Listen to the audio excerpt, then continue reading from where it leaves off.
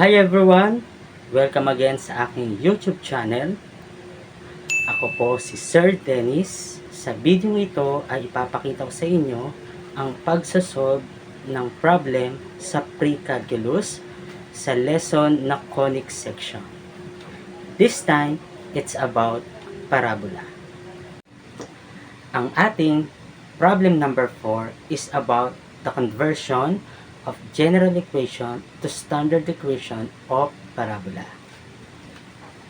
Convert this general equation x squared minus 8x minus 10y is equal to 34 into standard equation of parabola.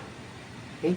So, ang gagawin natin is i-convert natin yung general equation into standard equation of parabola sa pamamagitan ng completing the square. Ibig sabihin, ang prerequisites natin dito ay yung lesson ng completing the square ng junior high school.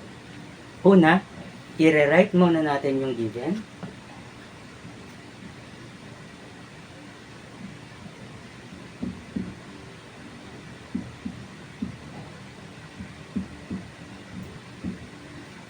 Then, ang gagawin natin ay i-group natin yung parehas ang variable. Katulad ng x squared at saka 8x. And then, itatranspose natin yung natitirang terms sa right side of the equation.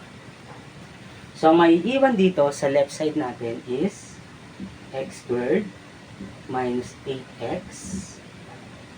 And then, yung negative 10y, itatranspose natin magiging positive 10y. And then, yung 34, hindi na natin kailangan i-transpose kasi nasa kanan na siya ng equation. That is plus 34. And then, saka na tayo magsasagawa ng completing the square sa part na to. So, etong part na to is lalagyan muna natin siya ng third term. At yung third term na yon, idadagdag natin sa kanang bahagi ng equation. Ito yung kanyang magiging format. We have x squared minus 8x plus yung third term, ayan, is equal to 10y plus 34 plus kung ano yung third term dito. So, paano nga ba natin kinukuha yung third term ng completing the square? Nanggagaling yon sa ating middle term na pag dinivide natin sa 2, then i-squared natin. Katulad nito, negative 8 divided by 2, the answer is negative 4.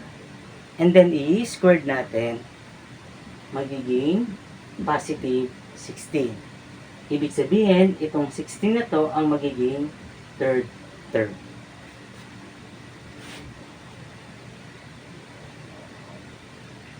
Dahil nagdagdag tayo ng 16 dito, ilalagay din natin siya sa right side of the equation. Ito ay 16.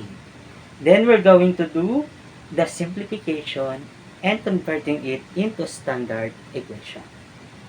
Itong part na to is trinomial na magiging binomial na naka-square. Ito ngayon ay magiging x minus 4 squared. And then, itong part na to, i-simplify natin muna yung constant. We have 10y, then 34 plus 16 is 50.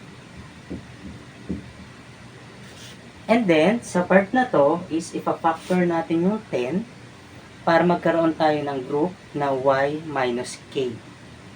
So, ito ay x minus 4 squared. Then, 10. Pag finactor natin, ito ay magiging y na lang. And then, ito ay divided by 10. The answer is 5. Yan. Ito ngayon ay nasa format na ng standard equation ng parabola. So, ito na yung katumbas ng x squared minus 8x minus 10y is equal to 34. Ito ang ating final answer. X minus 4 squared is equal to 10 times the quantity of y plus 5.